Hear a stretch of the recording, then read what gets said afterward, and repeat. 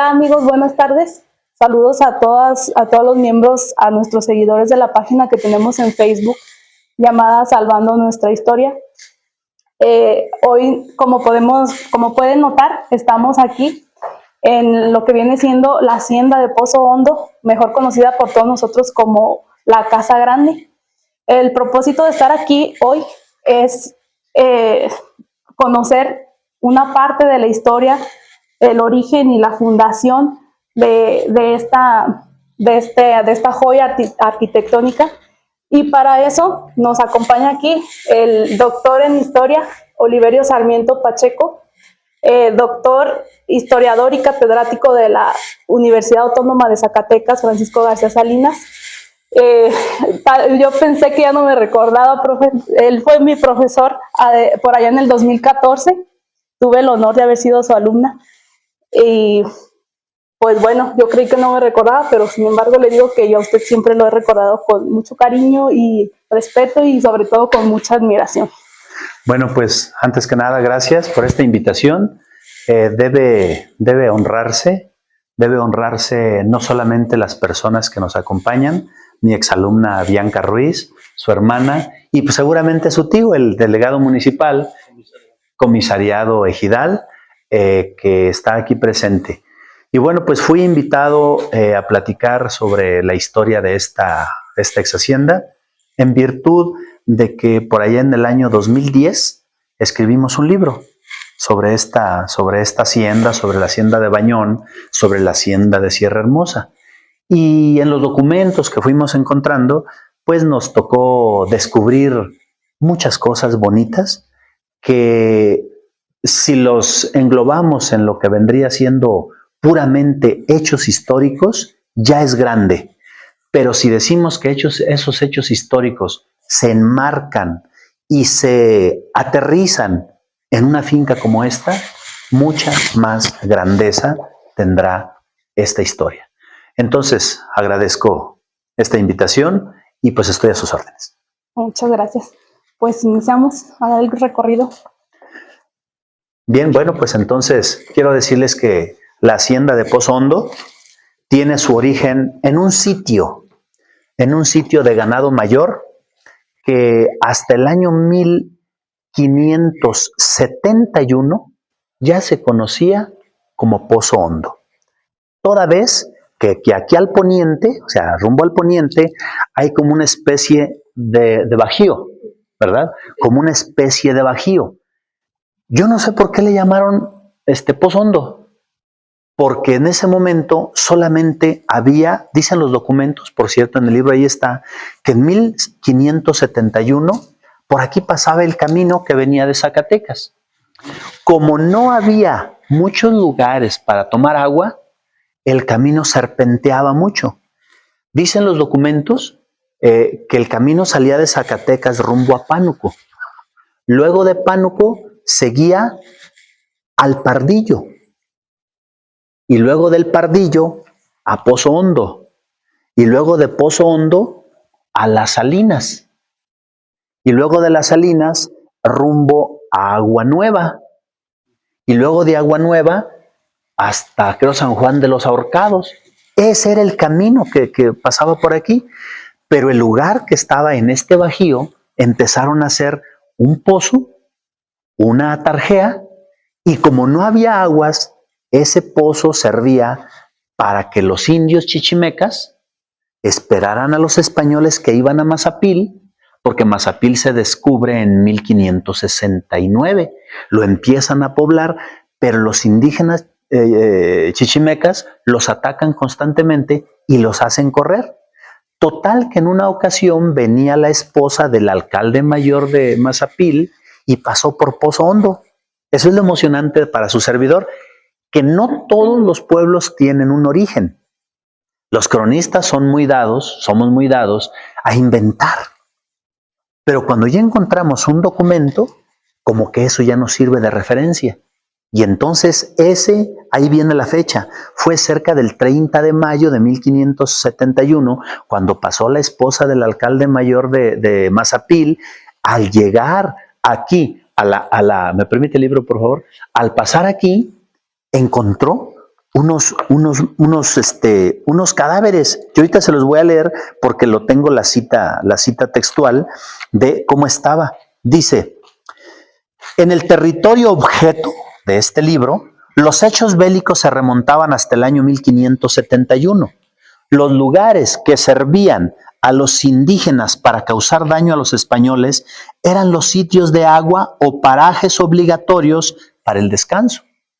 Un caso de ellos que pasó a la historia fue en Pozo Hondo. Ahí, la esposa del alcalde de Mazapil de ese tiempo le tocó presenciar el hecho. Tomás Calvo es un autor de un libro con expedientes de la época, documenta el acontecimiento de la siguiente manera. Había más de 6 días que viniendo este testigo, se refiere a la esposa del alcalde de Mazapil, de las minas de los Zacatecas a estas minas, o sea que iba de Zacatecas a Mazapil, ¿sí? Llegaron al Pozo Hondo, vio ahí 6 o 7 cuerpos muertos que eran de los que los chichimecas habían ahí muerto, que venían con los carros del dicho alcalde mayor. Esa es la primera que mencionan, es la primera vez que los documentos mencionan Pozo Hondo. El agua entonces, el lugar entonces se convierte de punto posteriormente de asentamientos. Déjenme decirles que de 1550 a 1600, todo lo que es esta región rumbo a Juchipila era una zona de guerra, lo que se llamó la Guerra Chichimeca. Y en esa Guerra Chichimeca, ¿sí?, los indígenas atacaban en los caminos a los convoys o a las caravanas de españoles, y aquí era un lugar. De modo que con el paso del tiempo, estos lugares fueron los primeros que comenzaron a poblarse, porque como había aguas, había manantiales, entonces por esa razón era por la que se empezaron a poblar. Sin embargo, pasó el tiempo, y hay un dato que por ahí en el año 1572, por aquí venía un sacerdote de Fresnillo que se llamaba Miguel de Hoya o Miguel de la Hoya. Era un padrecito que estaba en Fresnillo. Bueno, pues él pasó por Pozo Hondo porque fue a ministrar también hacia Mazapil, porque ustedes deberán saber que lo que más les interesaba a los españoles pues era el oro y la plata. Hay un proverbio franciscano, inclusive, hay un dicho franciscano que dice que donde no hay oro, no entra el evangelio.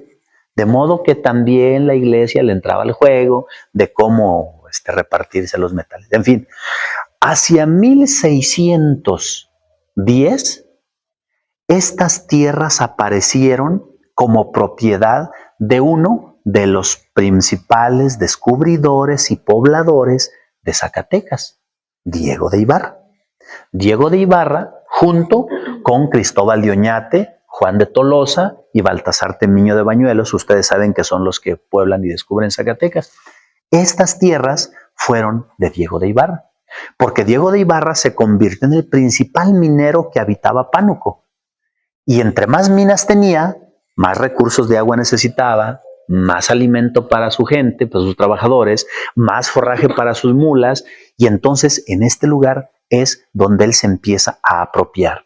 Hacia 1610 viene una hija de Diego de Ibarra, la única que tuvo, ¿sí?, a reclamar los bienes de su padre, porque su padre había muerto en el año 1600. Y entonces viene a reclamar sus propiedades y empieza a ver, y nadie sabía dónde estaban las propiedades. Nadie. Diego de Ibarra dejó 84 propiedades, que se conocían como 84 sitios de ganado mayor. 44 están entre Trujillo, Fresnillo, hacia Valparaíso, 44. Y los otros 40 estaban dispersos en esta región, inclusive hasta donde está Ojo Caliente ahorita, llegaban las propiedades de Diego de Ibarra, pero estaban dispersos. Uno de esos era Pozo Hondo. De modo que una vez que reclama la hija de Diego de Ibarra estas tierras, una vez que las reclama, le pide permiso al rey, que en ese tiempo era Felipe III, para venderlas. No era fácil venderlas, porque si el rey se las daba, entonces el rey tenía que darle permiso de deshacerse de ellas. Y batallaron.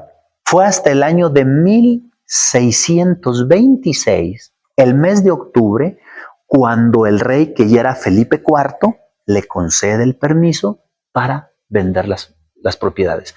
Pero las vende hasta 1629. ¿Quién se quedó con ellas? Un señor que era minero en Ramos, que se llamaba Juan Dosal Madrid. Ese señor se quedó con todas, tantas tierras, que se vino a radicar a Fresnillo. Y desde Fresnillo empezó, ahora sí, a poblar las tierras que Diego de Ibarra y sus herederos no pudieron poblar.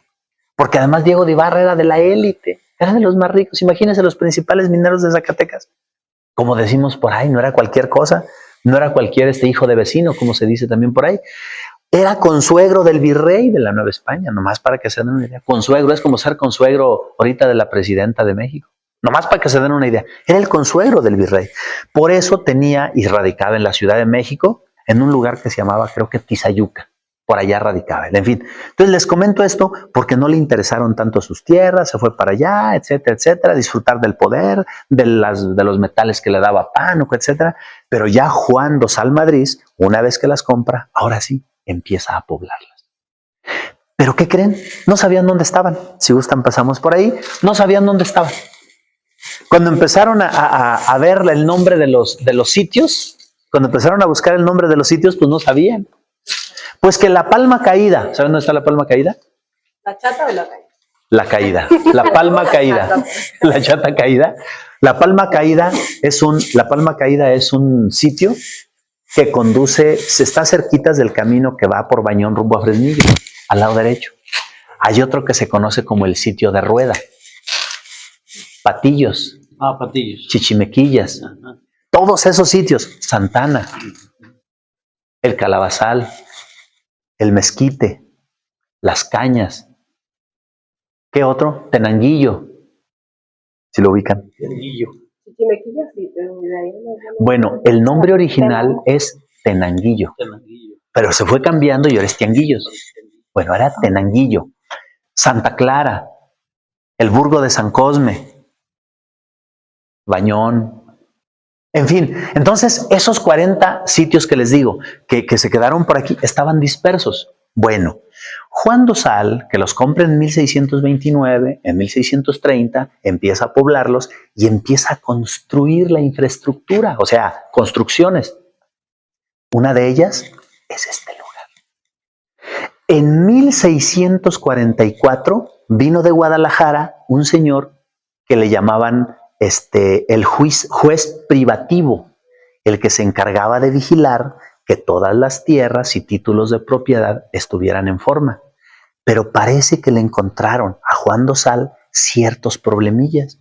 Y entonces Juan Dosal empezó a vender las tierras y las vendió. ¿Ya había construido aquí? No, todavía no, pero empezó a construir ciertas casitas, las comenzó a construir, ciertas casitas, porque entonces Pozo Hondo se convirtió en el centro de fíjense, a ver si logro explicarme. En los lugares donde no hay mucho pasto, ustedes vayan a Valparaíso, vayan a Montescobedo, y allá surgieron las estancias ganaderas de vacas, de caballos, lo que se conoce como ganado mayor. Y en los lugares donde no hay mucho pasto, como viene siendo de Fresnillo hacia el norte, surgieron los agostaderos o pastorías. Y entonces surgieron dos pastorías, la pastoría de Pozo Hondo y la pastoría de Bañón. Pero como Bañón estaba muy lejos al desierto, a lo hastío, entonces se cambiaron y el agostadero tuvo su centro en el sitio de la Sierpe. ¿Sabe dónde es la Sierpe? No. Guadalupe de las Corrientes. Oh. Ese fue el primer nombre, pero con el paso del tiempo se convirtió en el sitio de la Sierpe o de Nuestra Señora de Guadalupe. Entonces, este centro del agostadero o de la pastoría, ¿sí?, se la llevaron hacia la Sierpe. Entonces, allá sí comenzaron a construir. Hicieron un pozo muy grande, empezaron a hacer construcciones para los pastores y todo lo que había de aquí se lo llevaron. Pero seguía siendo la pastoría de Nuestra Señora de Guadalupe. Mientras que la pastoría de Bañón quedaba para allá. Se fueron deshaciendo de estos sitios, las vendió Juan Dosal y las compró un señor que se apellidaba José Arroyo Hernánzáez. Estas tierras. Pero él también se deshizo y las vendió por allá en el año de 1687 a unos habitantes de Zainalto que se apellidaban Fernández de Castro. Esos Fernández de Castro comenzaron a acordonar las tierras. Ahora sí, fueron a la audiencia de Guadalajara, le pidieron permiso al presidente de la Real Audiencia para que le avisara el rey de que no solamente les reconociera los títulos de los sitios que estaban dispersos, no, pidieron una composición de tierras. ¿Qué es una composición? Bueno, este es mi sitio y es mío, pero trabajo que no es mío, pero lo trabajo. Entonces yo le pido al rey con un dinero a cambio de que todos los sitios que yo trabajo me los haga míos. Así es, esa era la composición. Así los Fernández de Castro le pidieron al rey una composición de sus tierras y entonces después de ser 11 sitios que habían comprado ellos, porque los otros los compró otro señor que es de Bañón, entonces después de ser 11 sitios, de repente aparecieron con 58 sitios. Pasado el tiempo, en 1697, hacen otra composición y ya no eran 58, 57, ya no eran eso, ya eran cerca de 98 sitios. Bueno, fue en 1697 cuando empezaron a acordonar, a medir todas las tierras. Entonces ya no había tierras dispersas, todas ya estaban en una sola propiedad. Bueno, fue hacia 1700, aproximadamente 723, cuando estos sitios fueron comprados por Fernando de la Campa y Costa. Se los compró a los Fernández de Castro. Bueno, 1723 empieza ahora sí a surgir este lugar como hacienda. 1723. Pero resulta que ya había dos construcciones. Nuestra Señora de Guadalupe y ¿cómo se llama aquí? San José. San Juan de la Cruz. San Juan de la Cruz de Pozo Hondo. Así se llamaba. Ajá. Así se llamaba. Nombre original. Solamente San Juan de la Cruz. San Juan de la Cruz de Pozo Hondo. De Pozo Hondo, así se llamaba desde el principio. Entonces, a partir de ahí hay dos propiedades. Nuestra Señora de Guadalupe o la Sierpe y San Juan de la Cruz de Pozo Hondo. Aquí le gustó más al conde. Y aquí comenzó a construir una primera versión de la casa. ¿Sí? La capilla fue la primera que construyó, porque tengo el documento que cerca de mayo también, el día no lo recuerdo, pero el mes de mayo, el obispado de Guadalajara, el obispo se llamaba Juan Gómez.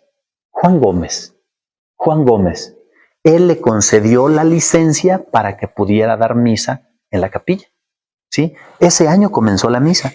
Entonces, lo que era una ley, casi una ley, y eso es bueno saberlo, lo que es bueno es que una hacienda se considera hacienda cuando tiene 4 cosas. Una, las tierras grandes en un solo dueño.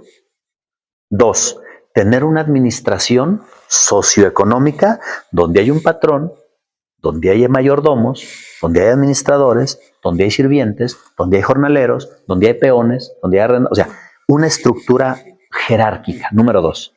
Número 3, una capilla.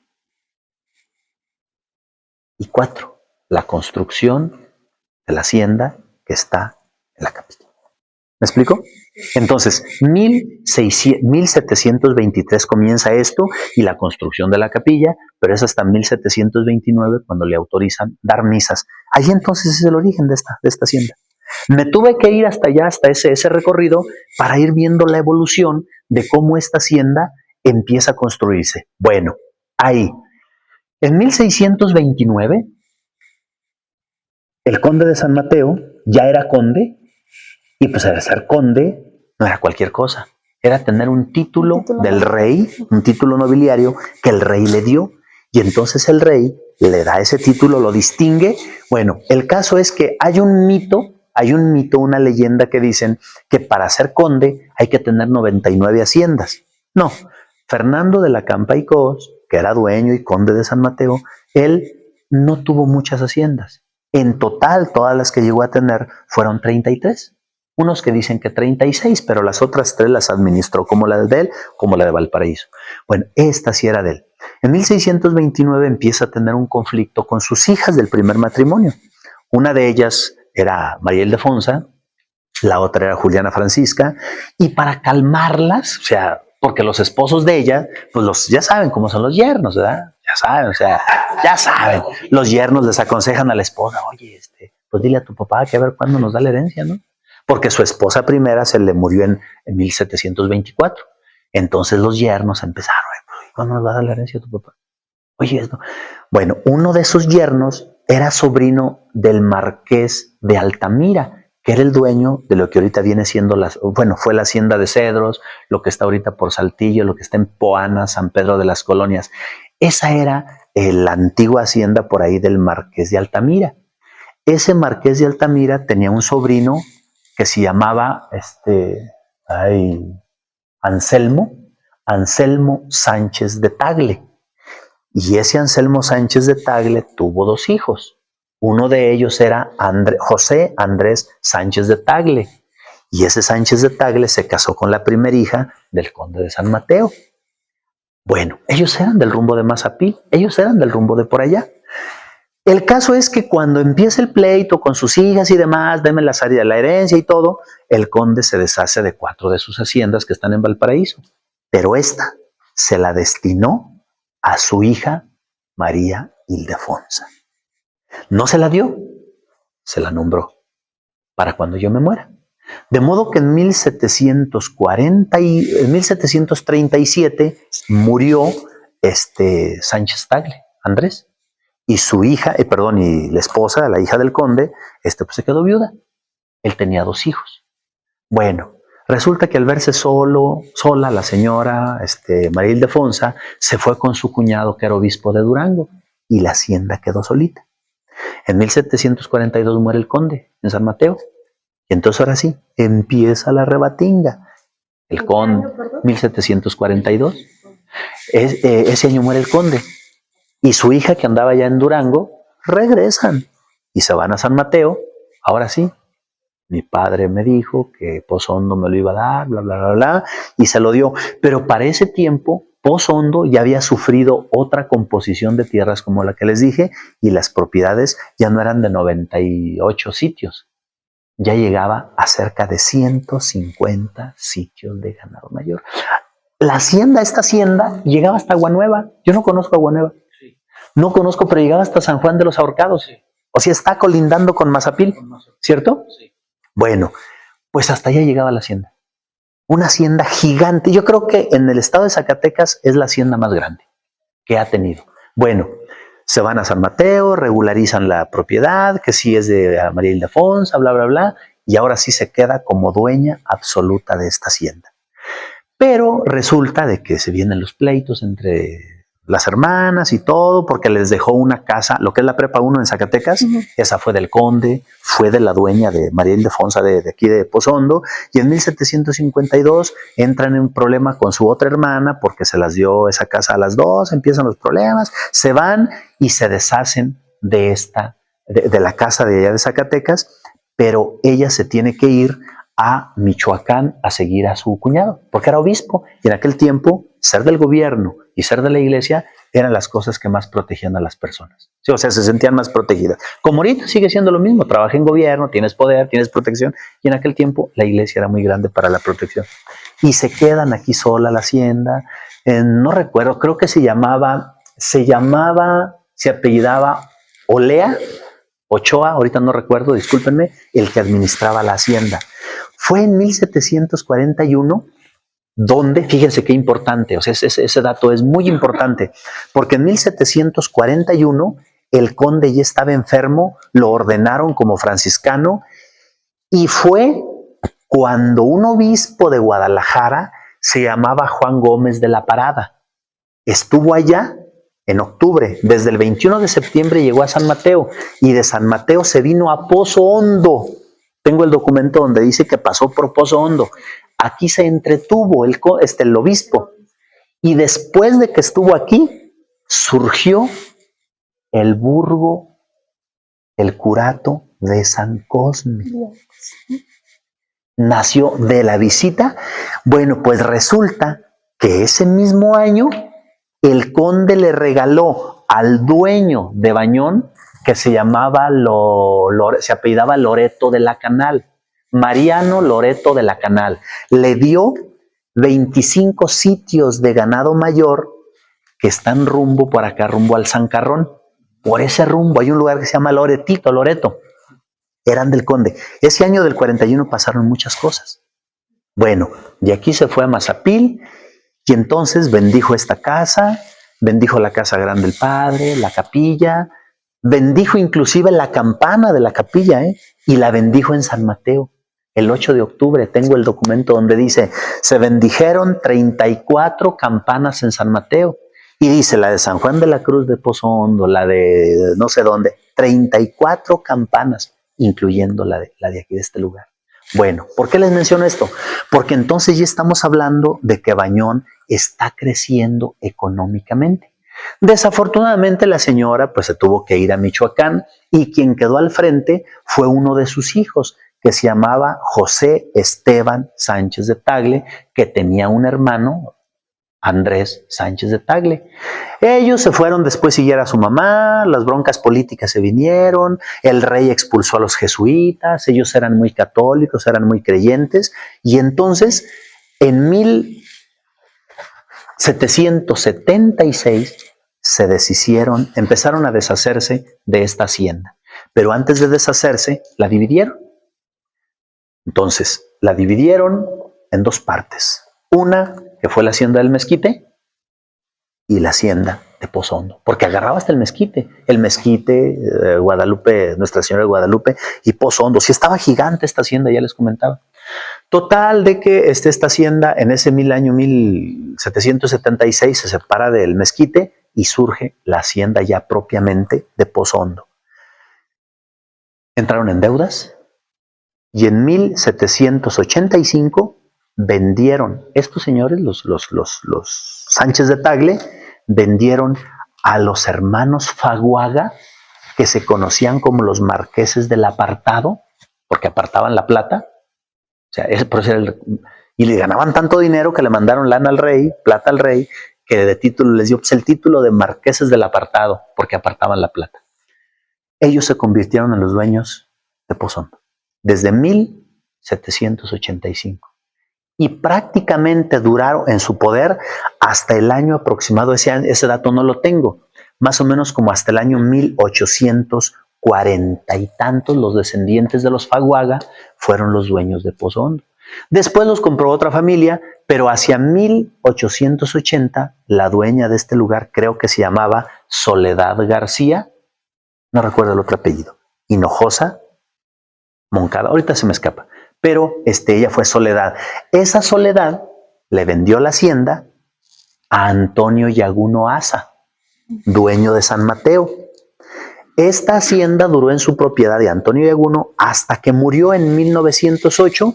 En 1908 se dividieron las propiedades. Una parte, porque Antonio Yaguno llegó a tener tres haciendas, el Saus, Pozo Hondo y San Mateo. Pero todavía la hacienda de Pozo Hondo todavía tenía en su poder a Guadalupe de las Corrientes. De modo que cuando esta hacienda queda en manos de Antonio Yaguno, su hijo mayor, llamado Antonio, es el que se queda con ella. El Saus queda para Julián Yaguno. A una hija que se llamaba María del Carmen no le da nada, porque se casa con un señor que se llamaba Ángel Ortiz, que era el dueño de la Salada. Y en 1911 se casó la otra hermana de los Yaguno, que se llamaba María de la Luz, con un señor de apellido Manuel Ibargüengoitia. Una vez que se casa con ellos, entonces ahora sí, Antonio Yaguno le vende una parte y es cuando nace Guadalupe de las Corrientes. la hacienda de Guadalupe de las Corrientes. Entonces, la moderna hacienda de Pozo Hondo es a partir de 1911, que se casan, que separan a Guadalupe de las Corrientes, etcétera, etcétera, etcétera. Pues bien, desde ese año para acá, Pozo Hondo ya es una hacienda, la que conocimos, la que conocieron, lo que fue hasta 1960. Y bueno, pues aquí se vino a vivir de alguna manera Antonio Yaguno a partir de 1932, porque en 1932 se separaron los hermanos Julián y Antonio, cada quien reconoció sus cosas y dividieron el ganado de Lidia. Unos se fueron al Saus, otros a Pozo Hondo, y la que fue la ganadería San Mateo, aquí fue donde tuvo su crianza. Entonces, en 1932 ya es de Antonio Yaguno, ya vive Antonio Yaguno, la presencia de Antonio Yaguno es muy grande, y aquí lo que más benefició a la hacienda de Pozo Hondo, lo que más benefició, que no saben qué fue, las 2 vías del tren que tiene. Ustedes dirán, ¿2 vías? Sí, 2 vías. Porque todavía era de Pozo Hondo Cañitas, y cuando en Cañitas se establecen el ramal a Durango, esa vía le benefició, y la otra, la que pasa por la Colorada. Entonces, es la única hacienda en el país que tiene 2 vías del tren. Le dio tanta grandeza a Pozo Hondo esas 2 vías, que de aquí salían las... Es más, dicen que tomaban leche en Saltillo, recién ordeñadita, de Pozo Hondo. Dicen que llevaban el ganado recién destetadito a México, los toros bravos salían de Pozo Hondo, del embarcadero, ¿sí? Y se los llevaban a las toreadas a México, de Pozo Hondo. Wow. Resulta que Pozo Hondo tenía 2 funciones. Aquí era de donde se embarcaban los toros. Aquí era, yo no sé, yo creo que habrá que ver, yo no recuerdo dónde fue, pero déjenme les digo, rumbo hacia el noroeste, hay unas fincas de 1863. Anduvimos ahí filmando, no sé si usted tenga razón. Ya está. ¿Verdad que sí? Está la fecha, el año 1863, que fue cuando la compraron la Soledad García de Hinojosa.